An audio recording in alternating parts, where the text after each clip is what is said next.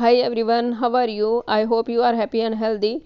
Dear students, today we will read chapter 5th Should Wizard Hit Mummy, written by John Updike, and it's taken from the book Vistas. ये chapter हमारा Vistas book में है और इस chapter को आज हम पढ़ेंगे। इस चैप्टर का जो टाइटल नेम है वो क्या है? Should wizard hit mummy. एक क्वेश्चन है अपने आप में और ये क्वेश्चन राइटर ने पूछा है रीडर से कि रीडर इस क्वेश्चन का आंसर क्या देंगे, मतलब क्या आंसर होना चाहिए इस क्वेश्चन का। शुड विजार्ड हिट मम्मी, कि क्या विजर्ड को मम्मी को हिट करना चाहिए था, क्या मारना चाहिए था। मीन्स इस चैप्टर के अंदर एक स्टोरी है, एक कहानी है जो मेन कैरेक्टर है जैक, वो अपनी लड़की जो को सुनाते हैं और लड़की फिर कहती है अपने फादर से, क्वेश्चन पुट करती है कि डैडी अब पता है आप मेरे को कल ये कहानी सुनाना जिसमें कि विजर्ड मम्मी को हिट करे। तो राइटर ने ये क्वेश्चन रीडर पे छोड़ दिया है, रीडर के ऊपर डिपेंड करता है कि रीडर इस क्वेश्चन का आंसर क्या देंगे। एक मॉरल क्वेश्चन है एक छोटे से बच्चे का, क्योंकि उसकी जो खुद की कंसर्न थी वो ये थी कि विजर्ड को मम्मी को हिट कर देना चाहिए था क्योंकि मम्मी ने जो किया वो रॉन्ग किया था, लेकिन उसके फादर जो है वो इस के फेवर में नहीं है। वो कहते हैं कि जो मदर ने किया था वो बिल्कुल करेक्ट किया था। तो अब हम इस स्टोरी को पढ़ते हैं ताकि हमें भी ये पता लगे कि क्वेश्चन क्यों पुट हुआ। शुड विजार्ड हिट मम्मी किस लिए पुट हुआ है। इस चैप्टर को पढ़ेंगे तो हमें पता लगेगा कि क्यों ये क्वेश्चन पुट किया है यहाँ पर राइटर के द्वारा। अब हमारा राइटर है इस चैप्टर का जॉन अपडाइक और इस चैप्टर के अंदर मेन कैरेक्टर कौन कौन है।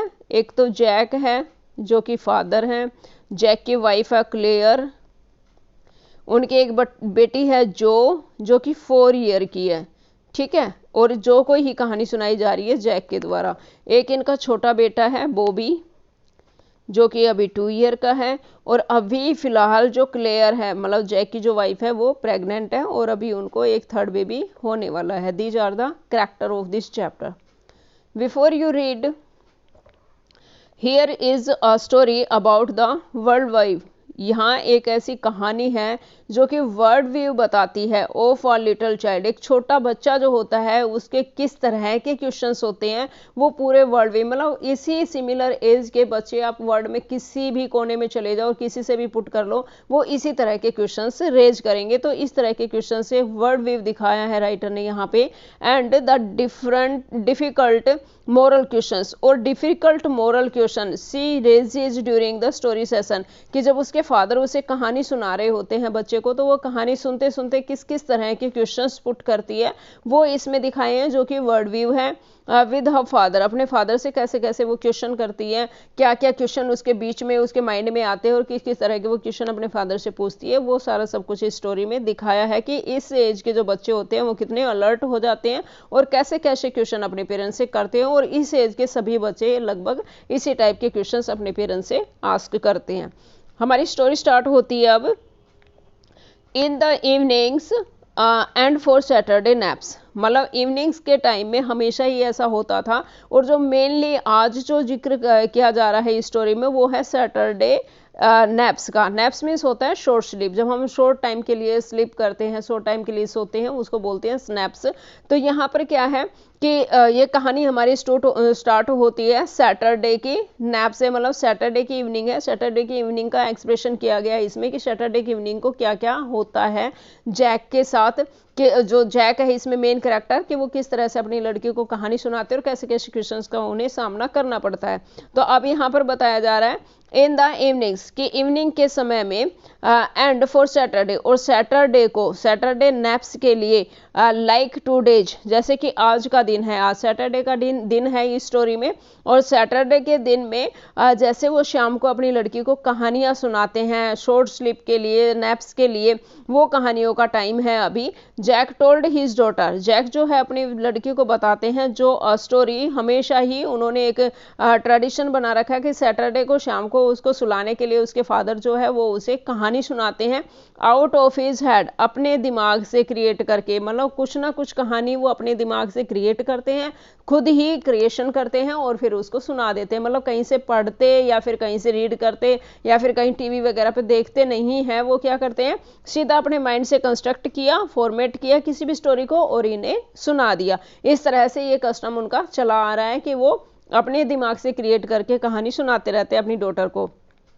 दिस कस्टम, और ये जो कहानी सुनाने का जो कस्टम है, जो कहानी सुनाने का जो ट्रेडिशन है, बिगन व्हेन शी वाज 2, ये स्टार्ट हुआ था जब वो 2 साल की थी। Was itself now nearly 2 years old, और अब वो 2 years ओल्ड हो चुकी है। मीन्स ये कहानी जब उन्होंने शुरू की थी सुनाना तब वो 2 साल की थी, और अब कहानी सुनाते सुनाते 2 साल और हो चुके हैं। मीन्स वो लड़की कितने साल की हो चुकी है, 4 year की, कि 2 year की तो वो थी और 2 year अब उन्हें कहानी सुनाते सुनाते हो गए। तो अब क्या टाइम हो गया है, मतलब कितने ईयर की हो गई है वो, 4 year की। And his had felt empty, और 2 year कंप्लीटली उन्हें अपने दिमाग से कंस्ट्रक्ट करके कहानी सुनाते सुनाते हो चुके हैं। तो अब क्या है, उनका जो दिमाग है वो बिल्कुल खाली हो चुका है। Each new story was a slight variation, means उनकी जो कहानी होती है, जो नई कहानी वो क्रिएट करते हैं, वो उनमें सिर्फ हल्का सा ही वेरिएशन होता है, हल्का सा डिफरेंस होता है, अदरवाइज सिमिलर कहानियां उनकी होती है। Of a basic tale, basic tale जो वो सुनाते हैं, मीन्स बेसिक जो कहानी वो सुनाते हैं उससे हल्का सा डिफरेंस होता है, या तो करेक्टर का नेम चेंज कर देते हैं, या उसका थोड़ा सा थीम या फिर प्लॉट उसका चेंज कर देते हैं, अदरवाइज लगभग सिमिलर ही उनकी कहानियां होती है। और उनकी कहानियों में क्या होता है, अ स्मॉल क्रिएचर, कि उनकी कहानियों में एक छोटा सा क्रिएचर होता है, यूजुअली नेम्ड रोजर, और उस छोटे क्रिएचर का नेम अक्सर क्या होता है, रोजर, और उसका जो बेसिक नेम होता है वो रोजर होता है, सरनेम उसका थोड़ा सा चेंज कर देते, जैसे कि रोजर फिश कर दिया, कभी रोजर स्क्वाल कर दिया, कभी रोजर चिंपक कर दिया, इस तरह से वो थोड़ा सा चेंज कर देते हैं नेम में। हैड सम प्रॉब्लम, और इस क्रिएचर की कुछ प्रॉब्लम होती है, कुछ समस्या होती है। एंड वेंट विद इट, और वो उस समस्या को लेकर कहाँ जाता है, टू द वाइज आउल, एक वाइज ओल्ड आउल के पास जाता है अपनी समस्या को लेकर। The owl told him to go to the wizard, और वो आउल उसे कहता है कि तुम एक विजर्ड के पास चले जाओ, एक जादूगर के पास चले जाओ। एंड द विजर्ड परफॉर्म्ड, और जो विजर्ड होता है वो क्या करता है, परफॉर्म करता है मैजिक स्पेल, एक मैजिक स्पेल को परफॉर्म करता है, एक जादू करता है। दैट सोल्व द प्रॉब्लम, फिर उसकी प्रॉब्लम क्या होती है, सोल्व हो जाती है। Demanding in payment a number of pennies, और फिर जो ये विजर्ड होता है वो क्या करता है, वो प्रॉब्लम सोल्व करके डिमांड करता है, मांगता है payment, a number of pennies, मतलब वो पेनीज की पेमेंट मांगता है इससे। और पेनीज कितनी मांगता है वो, greater than the number that Roger creature had, मतलब रोजर क्रिएचर के पास जितनी पेनीज होती है हमेशा वो उससे एक्स्ट्रा ही पेनीज मांगता है, क्योंकि विजर्ड को पता होता है उसकी पॉकेट में कितनी पेनीज है, तो उसके अकॉर्डिंग वो जितनी पेनीज इसके पास रोजर के पास होती है हमेशा उससे एक्स्ट्रा ही पेनीज वो अपनी पेमेंट के रूप में मांगता है। बट इन द सेम व्रत, क्योंकि उसे ये पता होता है कि उसके पास पेनीज कितनी है, वो एक्स्ट्रा मांगता है, तो वो जैसे कहता है कि मुझे पेमेंट चाहिए, मुझे इतनी पेनीज चाहिए, और उसके साथ साथ वो उसे सॉल्यूशन भी बता देता है कि तुम एक्स्ट्रा पेनीज कहाँ से लाओगे। साथ साथ बोल देता है वो, ब्रथ directing the animal to a place where the extra pennies could be found, मतलब वो बता देता है उस जगह को भी जहाँ पर उसे एक्स्ट्रा पेनीज मिल सकती है, मीन्स वो उस रास्ते को भी बता देता है कि तुम वहां से जाकर एक्स्ट्रा पेनीज लेके आ सकते हो। Then Roger was so happy, तो फिर रोजर क्या है, उसकी प्रॉब्लम सोल्व हो जाती है, और जो पेनीज उससे मांगी जाती है वो भी वो वहां से ला के दे देता है, तो वो बहुत खुश हो जाता है। ही प्लेड मैनी गेम्स, और फिर वो बहुत सारे गेम्स खेलता है विद अदर क्रिएचर्स, दूसरे क्रिएचर्स के साथ। And went home to his mother, और फिर वो जब खेल लेता है पूरे दिन का एंड हो जाता है तो फिर वो अपने मदर के पास चला जाता है। Just in time to hear the train, और वो उस वक्त अपने घर पे जाता है जब उसे ट्रेन की आवाज़ सुनाई देती है। Whistle that brought his daddy home from Boston, Boston city है ये यहाँ पर यूएसए में, यूएसए की कहानी है ये। तो जब ये इसको रोजर को ट्रेन की आवाज़ सुनाई देती है जो कि बोस्टन से आ रही होती है, जो उसके फादर को लेकर बोस्टन से आती है, उस ट्रेन की जब आवाज़ सुनाई देती है तो जो रोजर है वो अपने घर पे दौड़ जाता है उसकी आवाज़ सुनकर। डिस्क्राइब्ड देयर सपर। अब जो जैक है वो उनका सपर मीन्स वो अपने घर पे आ जाता है रोजर, और घर पे आता है तो उसके फादर और मदर होते हैं, और फिर वो उनके सपर को मीन्स जो रात का खाना होता है, जो हल्का खाना वो लेते हैं, उस खाने को डिस्क्राइब करते हैं। And the story was over, और इस तरह से इस कहानी का अंत हो जाता है। मीन्स इस तरह की कहानी उसके फादर सुनाते हैं। कैसी कहानी सुनाते हैं कि एक छोटा एनिमल होता है, उसकी कुछ प्रॉब्लम होती है, प्रॉब्लम को लेकर वो ओल्ड आउल के पास जाता है जो वाइज होता है। उस आउल के पास जब जाता है तो आउल बताता है कि विजर्ड के पास चले जाओ। फिर वो क्रिएचर विजर्ड के पास जाता है, विजर्ड उसकी प्रॉब्लम को सोल्व कर देते हैं, और फिर जब उसकी प्रॉब्लम सोल्व हो जाती है तो वो हैप्पी हैप्पी खेल के अपने घर पे आ जाता है, खाना वाना खा के फिर वो सो जाता है। यहाँ पर कहानी जो होती है फिनिश हो जाती है। मतलब हमेशा ही इस तरह की कहानी उसके फादर जो को सुनाया करते थे। Working his way through this scheme was specially fatiguing. लेकिन इस तरह से काम करते करते कि एक तो दिन में ऑफिस में बहुत सारा काम करके आना, फिर आकर इस लड़की को कहानी सुनाना, और कहानी सुनाना पहले तो ठीक था कि उसने कहानी सुनाई, वो लड़की सो जाती थी, लेकिन अब वो सोती नहीं है, उसके माइंड में नए नए क्वेश्चंस क्रिएट होते रहते हैं। तो ये जो क्वेश्चन क्रिएट होते हैं ये एक उसके लिए ना बहुत ज़्यादा परेशानी से भरा हुआ ये सिस्टम हो गया। मतलब ये फटीगिंग हो गया, में बहुत बड़ी परेशानी हो गई कि अब वो क्या करे, वो कहानी सुनाए ना सुनाए, क्योंकि वो अब थक भी जाते हैं, और दूसरा जब कहानी सुनाते हैं तो और ज़्यादा थक जाते हैं, क्योंकि वो लड़की अब कहानी सुनते सुनते क्वेश्चंस रेज करती है ऑन सैटरडे, और बहुत ज़्यादा परेशानी से भरा हुआ ये सैटरडे उनके लिए हो जाता है, इसके फादर के लिए। बिकॉज जो नेवर फेल अस्लीप, क्योंकि अब जो है वो सो मतलब फील नहीं करती है कि उसे नींद आ रही है, वो स्लीपी फील नहीं करती है, वो उठ जाती है और वो क्वेश्चंस रेज करने लग जाती है। इन नैप्स, अब वो सोती नहीं है एनी मोर। मतलब पहले क्या था, जब कहानी सुनाते थे इसके डैडी तो वो सो जाती थी, लेकिन अब वो सोती नहीं है, और वो नए नए क्वेश्चंस अपने फादर से पूछती रहती है, और जो क्वेश्चंस जिस तरह से वो पूछती है उस तरह से उसके फादर जो है वो और ज़्यादा थक जाते हैं। And नोविंग this made the right same futile, और अब उसके फादर को ऐसा लगने लग गया कि मैं जो ये कहानी सुनाता हूँ ना ये व्यर्थ है, फ्यूटाइल है। अब उन कहानियों का उस लड़की के ऊपर कोई असर नहीं पड़ता है, अब वो उन कहानियों को सुनकर सोती नहीं है, बल्कि और ज़्यादा एक्साइट हो जाती है और ज़्यादा उन्हें परेशान कर देती है क्वेश्चन पूछ पूछ के। The little girl not so little any more, क्योंकि अब वो जो लिटिल गर्ल है वो अब ज़्यादा लिटल नहीं रही है। The bumps her fit made under the covers, अब उसके जो बम्प्स से जो फिट है वो काफ़ी बड़े हो गए हैं, और अब वो कवर के अंदर नहीं रहते। मैं जैसे अपर शीट पहले उसको उठा देते थे तो वो उसके अंदर चुपचाप से लेट जाती थी, सो जाती थी, लेकिन अब वो क्या करती है, कवर से बाहर अपने पैरों को निकाल लेती है। Were half way down the bed, और बेड के नीचे अपने पैरों को लटका लेती है। देयर बिग डबल बेड, इनका इसके फादर मदर का जो बड़ा डबल बेड है, that they let her to be in 4 naps and when she was sick, कि वो जो अपनी उस पर अच्छे से नींद ले सके, वो बीमार हो तो अच्छे से उस पर सो सके। Had at last arranged her self, की वो अपने आप को उस पर अरेंज करे, उस पर सो जाए, बीमार हो तो रेस्ट कर ले, इसलिए उसके फादर मदर ने उसे डबल बेड रख रखा है, डबल बेड लेके दे रखा है कि भाई वो उस पर आराम से रेस्ट कर सके। लेकिन अब वो डबल बेड है वो भी उसे छोटा पड़ने लग गया, क्योंकि अब वो उससे नीचे अपने पैरों को लटका लेती है और अपर जो सीट है उसे वो उतार देती है।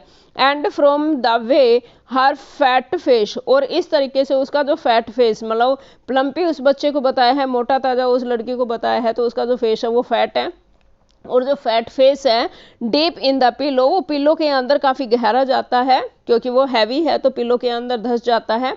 Shone in the sunlight shifting through the drawn shades, मतलब जो विंडो के पास कर्टेन लगे हुए हैं उन कर्टेन में से छन के जो सूर्य की धूप आ रही है, उस धूप के अंदर उसका जो फेस है वो अब चमकीला नज़र आता है, एक्साइटेड नज़र आता है। It did not seem fantastic that, अब तो ऐसा लगता है सम मैजिक वुड ऑकर, कि कोई मैजिक ही है जो उस लड़की को सुना सकता है, क्योंकि फादर की कहानियों से वो सोने वाली अब नहीं है। And she would take her nap like an infant of 2, और अब वो क्या है, पहले जैसे वो 2 ईयर की, जब वो छोटी बच्ची थी, जो इन्फेंट थी, जो एक शिशु थी, तो वो सो जाती थी, लेकिन अब वो उस तरह से नहीं सोती है।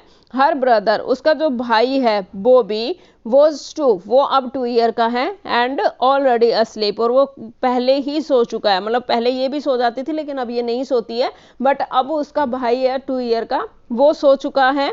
विद हिज बोतल, अपनी बोतल के साथ, मतलब जो इसको जो मिल्क फीड कराया जाता है इसके ब्रदर को, वो बोतल से फीड कराया जाता है, तो अपनी बोतल मिल्क की लेके सो चुका है।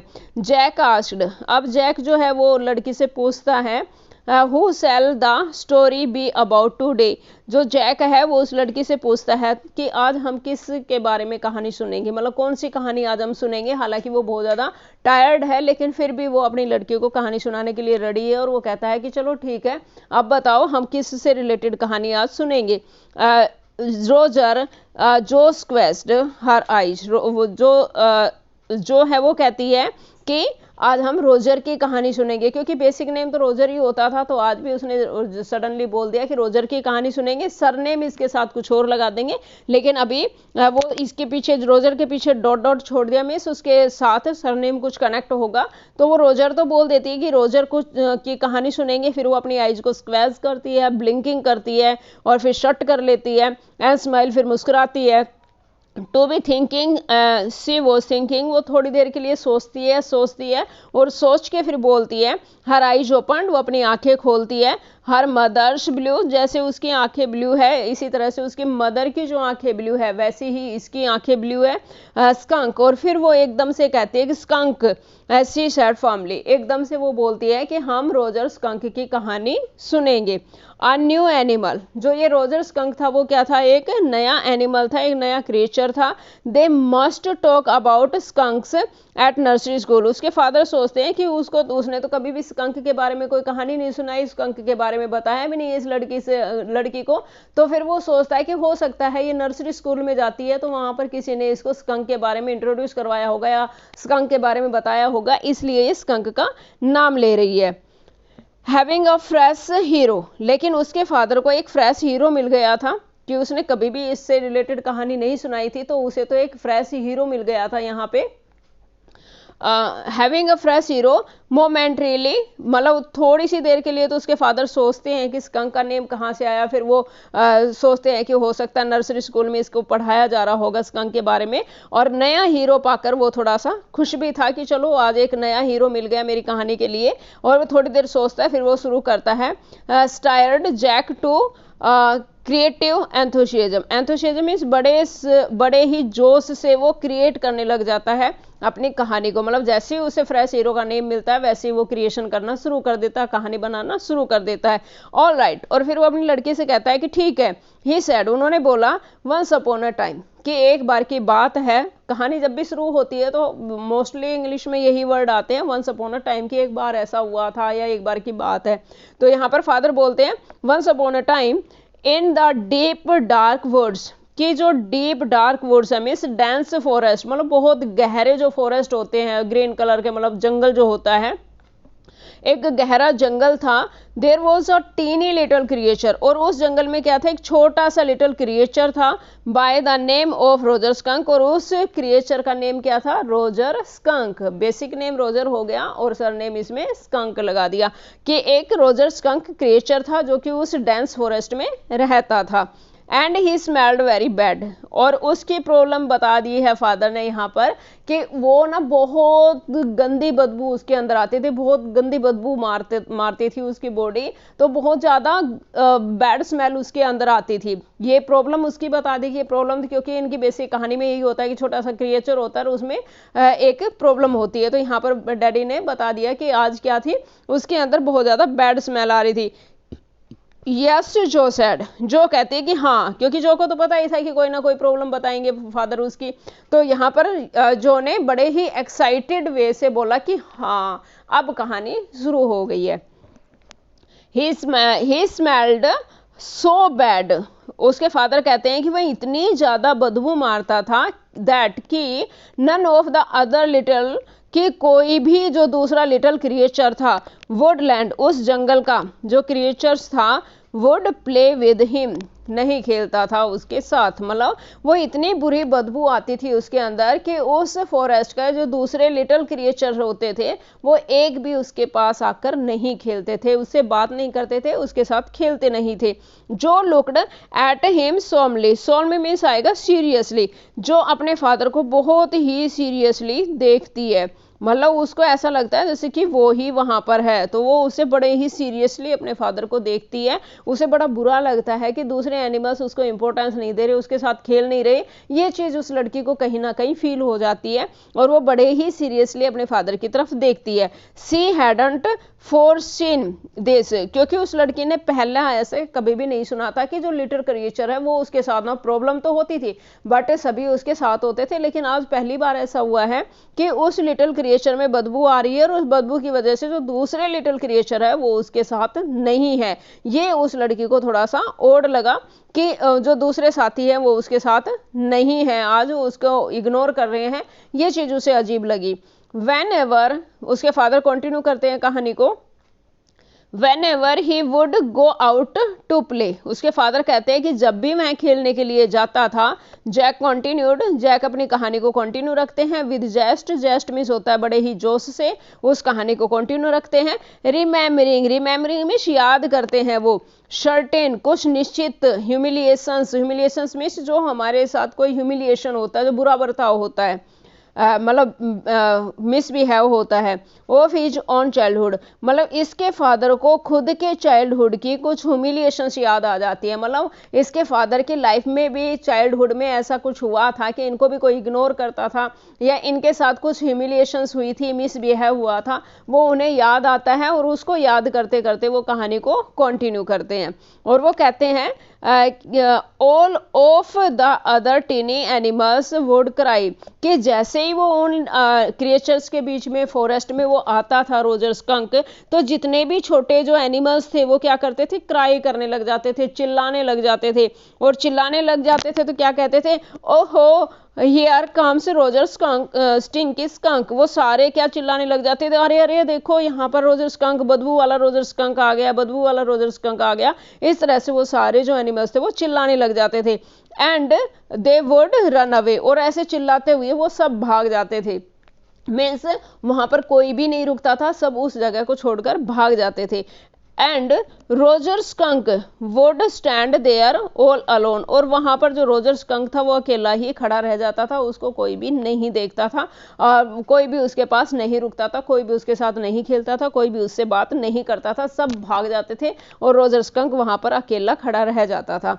And 2 little round tears would fall from his eyes, और जैसे ही वो अकेला खड़ा रह जाता था तो वो रोने लग जाता था, रोते थे। जब ये रोजर स्कंक रोता था तो उसकी आंखों से दोनों से छोटे छोटे गोल गोल से आंसू बहकर नीचे गिर जाते थे। The corners of Jose mouth, जब जो जैसे जो इस सेंटेंस को सुनती है, इस बात को सुनती है अपने फादर के इन बातों को जब वो सुन रही होती है, तो जो का जो माउथ है वो क्या है, उसके जो कॉर्नर्स है उसके मीन्स जो लिप्स है वो ड्रॉप डाउन हो जाते हैं, मतलब वो अपने होठों को नीचे लटका देती है, dropped down. And her lower lip, और उनका जो लोअर लिप है बेंट फॉरवर्ड, वो आगे बढ़ा के उसे झुका देती है नीचे। As he traced with a 4 fingers, और फिर उसे फील होता है कि उसके फादर उसके मुंह पे हाथ रखे, आंखों से हाथ रखे, चिक पे से ले जाते हुए, नोजी पे से ले जाते हुए, लिप्स के पास से ले जाते हुए चिन पर ले जाते हैं कि यहाँ से आई से ऐसे उसका जो टीयर था वो निकला, फिर चिक पे गया, फिर नोजी पे गया, फिर लिप पे गया और फिर चिन पे गया और ऐसे फिर वो नीचे गिर गया। इस तरह से उसके फादर जो है एक्सप्लेन करते हैं उसके मुंह को टच करके कि यहाँ से ऐसे ऐसे आंसू निकला, यहाँ गया और ऐसे गिर गया। Alongside of her nose the course of one of Roger Skunk's tears, मतलब रोजर स्कंक के टीयर्स किस तरह से गिरे वो एक्सप्लेन करते हैं। और जैसे वो इस वे में एक्सप्लेन करते हैं तो उस लड़की को लगता है कि जैसे उसके ये आंसू निकलकर नीचे ड्रॉप हो गए, गिर गए। Want he see the owl, she asked, फिर वह अपने फादर से पूछती है कि क्या वो आज आउल के पास नहीं जाएगा। In a high and faintly roughened voice, मतलब उस लड़की की जो आवाज है वो बहुत तेज आवाज में बोलती है, लेकिन उसका जो गला है वो रुंध जाता है क्योंकि वो खुद, उसको ऐसा लग रहा था जैसे वो खुद रो रही है, तो रोते हुए उसका जो गला है वो रुंध जाता है, रोने जैसा हो जाता है और उसके गले से आवाज़ नहीं निकलती। फिर भी वो क्या करती है, रफ वॉइस में अपने फादर से पूछती है कि क्या आज वो आउल के पास नहीं जाएगा।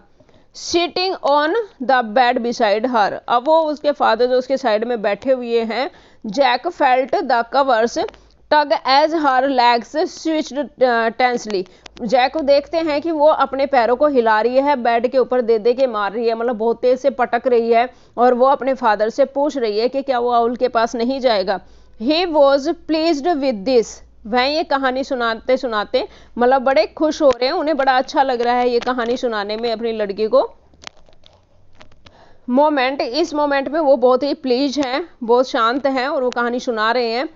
He was telling her something true, क्योंकि वो इस कहानी के थ्रू अपनी लड़की को कुछ सच बताना चाह रहे थे। समथिंग शी मस्ट नो, कुछ ऐसा बताना चाह रहे थे जिसके बारे में कि उस लड़की को पता होना चाहिए था।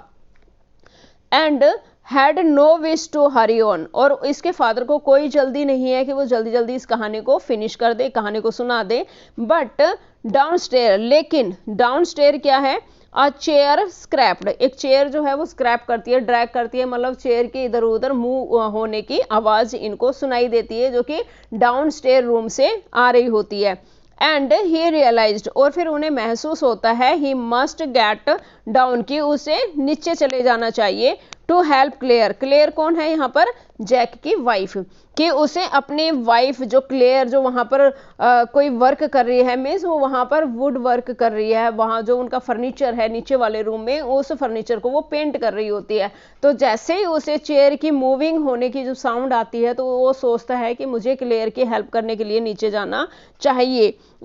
Paint the living room woodwork, क्योंकि वो लिविंग रूम के वुड वर्क को पेंट कर रही है, इसलिए वह सोचता है कि मुझे नीचे जाना चाहिए और मुझे अपनी वाइफ की हेल्प करनी चाहिए। Well he walked along very sadly, फिर वो थोड़ा सा उदास हो जाते हैं, और उदास होते हुए वो कहते हैं, and came to a very big tree, कि फिर वो बहुत ही सैडली, बड़ी ही उदासी से उठा और वो उस बड़े ट्री के पास चला गया। And in the tip top of the tree, और उस ट्री के टिप टॉप पे, मीन्स उस ट्री के ऊपर, जो उसके ऊपर की ब्रांच थी, उस ब्रांच पे क्या था, was an enormous, enormous means बहुत ही विशालकाय, बहुत ही बड़ा, वाइज आउल, ओल्ड आउल, मतलब वहां उस ट्री के टिप टॉप के ऊपर एक बहुत बड़ा सा वाइज आउल बैठा हुआ था। गुड, फिर वो यहाँ पर जो बोलती है कि हाँ अब ठीक किया कि वो आउल के पास चला गया, ये बड़ा अच्छा किया उसने। Mister owl, Roger skunk said, फिर रोजर स्कंक ने कहा कि mister owl, all the other little animals, की जितने भी छोटे छोटे एनिमल्स है वो क्या करते हैं, रन अवे, वो भाग जाते हैं, फ्रॉम मी, मेरे से डर के, because I smell so bad, क्योंकि मेरे अंदर बहुत बैड स्मेल आती है, इसलिए वो मेरी, जैसे ही मैं वहां प्रेजेंट होता हूँ, जैसे ही मैं वहां पर आता हूँ, तो मेरी बैड स्मेल की वजह से सारे जो क्रिएचर्स है, सारे जो एनिमल्स है वो वहां से भाग जाते हैं। सो डू यू डू, वो कहते हैं so you do, the owl said, owl कहता है कि हाँ हाँ बिल्कुल, तुम्हारे अंदर बहुत गंदी बदबू आ रही है, वेरी वेरी बैड, बहुत बहुत बहुत गंदी बदबू आ रही है तुम्हारे अंदर। व्हाट कैन आई डू, मैं क्या कर सकता हूँ। रोजर स्कंक सेड, फिर रोजर स्कंक ने कहा, एंड ही क्राइड, और फिर वो चिल्लाने लग गया, रोने लग गया, वेरी हार्ड, बहुत ज्यादा डीप वो रोने लग गया, और उसने कहा इसे वाइज आउल से, और वाइज आउल जो है वो उसको सजेस्ट करता है, द विजर्ड जो साउटेड, अब यहाँ पर जो बोल देती है कि जैसे वो उसको कहता है और वो रोने लग जाता है, तो जो चिल्लाने लग, क्योंकि जो को तो पता ही था कि अब वो कहाँ जाएगा, विजर्ड के पास, क्योंकि वाइज आउल हमेशा उसे सजेस्ट करता है कि तुम विजर्ड के पास चले जाओ, विजर्ड स्पेल करके तुम्हारी प्रॉब्लम को सोल्व कर देगा। तो जो पहले ही जोश से चिल्लाने लग जाती है, the wizard and set right up, और वो उठ के बैठ जाती है अपने फादर की साइड में, मतलब अभी तक तो वो लेटी थी, उसको तो सोना था, उसके फादर उसको सुलाने के लिए कहानी सुना रहे थे, लेकिन वो लड़की उस कहानी के अंदर इतनी खो जाती है कि वो एक्साइटेड होकर उठकर बैठ जाती है और अपने फादर को कहती है चिल्लाते हुए कि द विजर्ड, कि अब वो बोलेगा आउल कि तुम विजर्ड के पास चले जाओ। And a little golden book spilled from the bed, मतलब जैसे ही वो लड़की जोश से उठकर बैठती है बेड पे, तो बाय मिस्टेक उसका पैर एक गोल्डन बुक रखी होती है उनके बेड पे, उससे लग जाता है और उनकी जो बुक है वो नीचे गिर जाती है। अब उसके फादर को थोड़ा सा अच्छा नहीं लगता और वो कहते हैं उसके फादर, नाउ जो daddy is telling the story. उनको गुस्सा आ जाता है और वो बोलते हैं जो को कि जो डैडी आपको कहानी सुना रहे हैं, do you want to tell daddy the story, क्या तुम चाहती हो कि तुम डैडी को कहानी सुनाओ। मिस डैडी आपको कहानी सुना रहे हैं इसलिए आप सीरियसली सुनो। आप तो ऐसे जंप करके बैठ गए जैसे आप ही मुझे कहानी सुनाने जा रहे हो, क्या आप मुझे कहानी सुनाओगे। नो यू मी, फिर वो लड़की कहती है कि नहीं नहीं आप मुझे सुनाओगे। Then lie down and be sleepy, फिर उसके फादर कहते हैं तो लेट जाओ और मतलब स्लीपी फील करो, मतलब नींद मतलब सोने की कोशिश करो और तुम लेट जाओ, एक्साइटेड होकर मत बैठो। हर head replaced into onto the pillow, वो फिर अपना दोबारा से सर पिलो पे रख लेती है। And she said out of her head, और फिर वो कहती है कि आप अपने दिमाग से ही मुझे कहानियां सुना दो।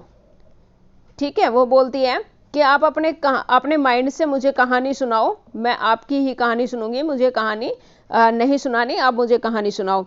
Why don't you go see the wizard, फिर फादर कहते हैं कि उस आउल ने क्या कहा रोजर स्कंक से कि आप विजर्ड के पास क्यों नहीं चले जाते। फिर लड़की बोलती है डैडी, मतलब वो कहती है कि हाँ मैं यही तो सुनना चाह रही थी। फिर इसके फादर बोलते व्हाट, जैसे उसने बोला ना कि डैडी, तो वो बोलते क्या हुआ। आर मैजिक स्पेस रियल, फिर उसकी लड़की का एक क्वेश्चन और पुट हो गया फादर से। वो कहती है कि डैडी क्या मैजिक सच में ही होते हैं, क्या जादू सच में ही होते हैं। This was a new phase, अब ये एक नया क्वेश्चन था, मतलब उसके फादर को परेशान करने के लिए क्वेश्चंस बहुत ज्यादा पुट करने लग गई थी। अब ये एक नया क्वेश्चन पुट कर दिया था उसने कि डैडी क्या जादू सच में ही होते हैं। जस्ट दिस लास्ट मंथ, उसके फादर कहते हैं कि पिछले महीने से पता नहीं इस तरह के वो क्वेश्चंस बहुत ज्यादा क्रिएट करने लग गए, बहुत ज्यादा पूछने लग गई है। पहले ऐसा नहीं होता था, लेकिन लास्ट मंथ से उसके क्वेश्चंस जो है वो बहुत ज़्यादा बढ़ गए हैं। और रियलिटी फेज, और यही एक रियलिटी है, मीन्स वो बहुत ज़्यादा क्वेश्चन पुट करने लग गई है और हर एक चीज़ की रियलिटी को जानने के लिए एक्साइटेड होती है, हर एक चीज़ की हकीकत को वो जानना चाहती है। When he told her spiders, अब वो फादर बता रहे हैं कि किस किस तरह के लास्ट मंथ से वो क्वेश्चन पुट कर रही है। When he told her spiders at bugs, जब फादर ने अपनी लड़की को कहा, एक बार उन्होंने बताया कि जो स्पाइडर्स होते हैं वो क्या खाते हैं, bugs. She turned to her mother, जैसे ही उन्होंने कहा कि जो स्पाइडर्स होते हैं वो बग्स को खाते हैं, तो वो सीधा दौड़कर अपनी मदर के पास गई और मदर से पूछा, एंड अपनी मदर से पूछा डू दे रियली, मतलब हकीकत जानने की उसकी एक्साइटमेंट बढ़ गई थी, हर एक चीज़ की रियलिटी को जानने की उसकी चॉइस हो गई थी, हर एक रियलिटी को जानने के लिए वो एक्साइटेड रहती थी। तो वो अपनी मदर के पास जाती है और पूछती है कि मम्मा क्या सच में ही स्पाइडर्स बग्स को खाते हैं। And when Claire told her God was in the sky, और एक बार की बात है कि जब क्लेयर ने उससे कहा लड़की से कि जो गॉड है वो स्काई में होते हैं, एंड ऑल अराउंड दैम, और हमारे आसपास भी होते हैं, ऐसा लड़की को बोल दिया उसकी मदर ने कि गॉड आसमान में भी होते हैं, हमारे आसपास भी होते हैं।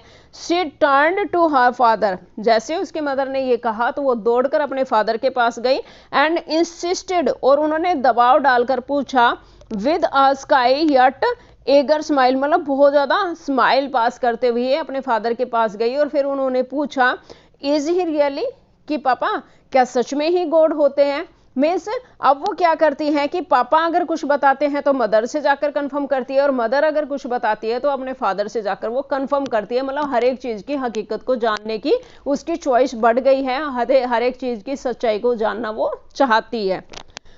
देर are real in spokes, Jack answered, Jack जो है कर्टली मीन्स वो थोड़ा सा गुस्से में आते हुए आंसर देता है कि नहीं, जो विजर्ड होते हैं, जो स्पेल्स होते हैं, जो मैजिक होता है वो सिर्फ कहानियों में होता है, हकीकत में नहीं होता।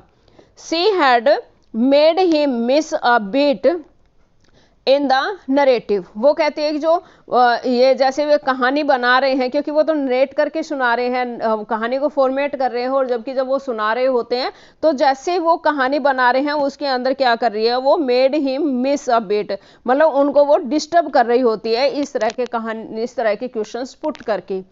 द आउल सेड फिर आउल कहता है go through the dark woods. Owl ने कहा कि तुम इस वुड में चले जाओ, अंदर जंगल में चले जाओ, अंडर द एप्पल ट्री, और फिर देखना एप्पल ट्री के नीचे, इनटू द स्वैम्प, एक स्वैम्प पे, ओवर द क्रिक, वहाँ क्रिक के पास में। उसने क्रिक बोला तो लड़की ने क्वेश्चन पुट कर लिया what's a Crick.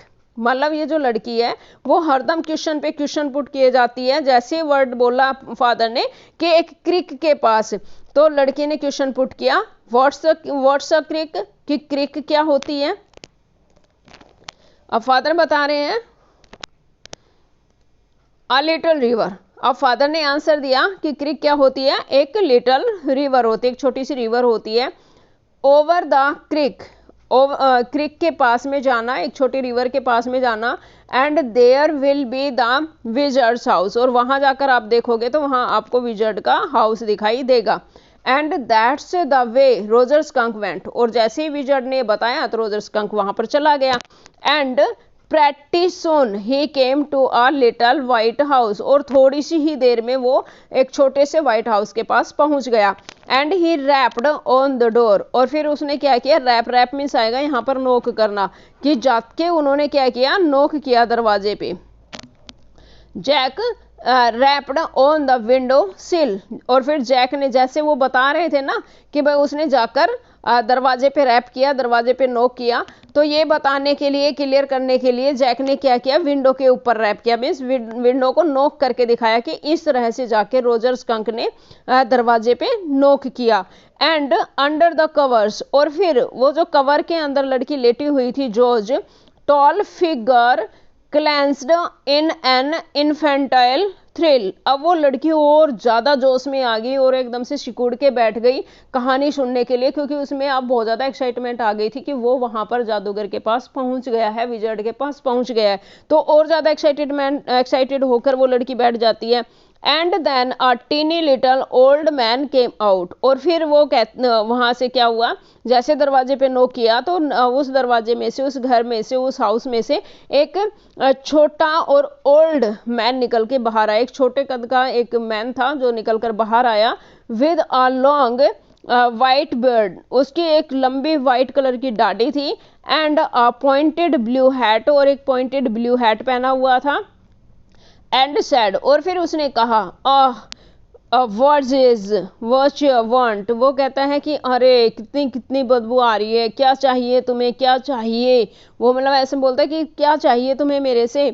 You smell awful, तुम्हारे अंदर बहुत बदबू आ रही है। The wizard's voice was one of Jack's own favourite effect, क्योंकि विजर्ड की जो वॉइस होती थी वो जॉन का एक फेवरेट इफेक्ट होती थी, इसलिए वो इसको बहुत ही अफेक्टिव वे में बोलता था। जब भी वो इस विजर्ड की वॉइस को बोलता था तो बहुत ज़्यादा एक अफेक्टेड वे में बोलता था, क्योंकि उसे वो आवाज़ निकालना बहुत पसंद था। He did it by scrunching up his face and somehow winning through his eyes। मतलब वो क्या करते हैं, वो इस फेस को हिज फेस, उसका जो चेहरा था वो थोड़ा सा डिफरेंट बना लेता है। And somehow winning through his eyes, मतलब अपनी आंखों से थोड़ा सा डिफरेंट वे में करके वो उस साउंड को निकालता है। Which felt for the interval Rumi he felt being an old man suited him। मतलब वो इस तरह की एक्टिविटी करते हैं, जब वो विजर्ड की वॉइस निकालते हैं तो इस तरह का फेस एक्सप्रेशन करते हैं, और इस तरह का एक वो फेस एक्सप्रेशन भी ऐसा ही करते हैं, और वो वॉइस को भी क्रिएट कर देते हैं, एक डिफरेंट टाइप में वो बोलते हैं ताकि, और वो जो वॉइस है वो उनको शूट भी बहुत करती है। मतलब ऐसा लगता है कि सच में ही वहाँ पर वो जादूगर ही बोल रहा होता है, इस तरह की वॉइस में वो वहाँ पर साउंड निकालते हैं।